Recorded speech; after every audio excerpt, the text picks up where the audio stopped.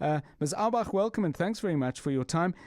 How did this project start? Did it just kind of grow, or did you set out with a specific intent? Good afternoon to you.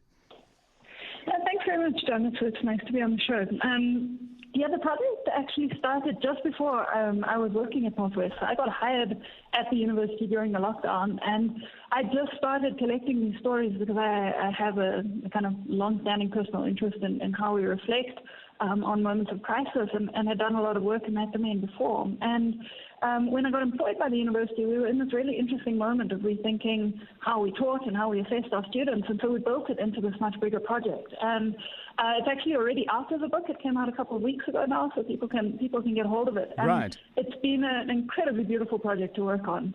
So one of the things, and I'll come back to the contents in a moment, but I'm reading what you wrote, and you said, the project turned into a book after I realized what impact being asked to focus on everyday kindness had on my students. How did it impact your students?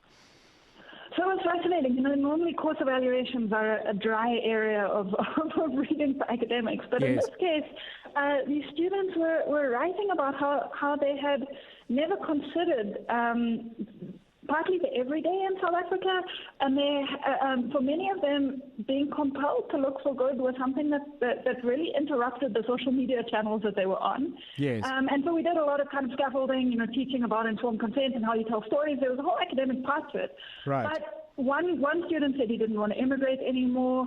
Several other students said it had completely changed their hope in South Africa, which was really interesting. And many of them spoke about wanting to be much more engaged, about a noticeable concrete change in their own behaviors as they saw and investigated and listened to stories of other people helping one another. It made a lot of them feel much more committed to doing that themselves, which was really cool.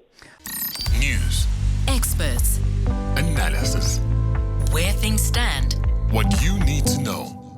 Drive home with John Perlman On 702.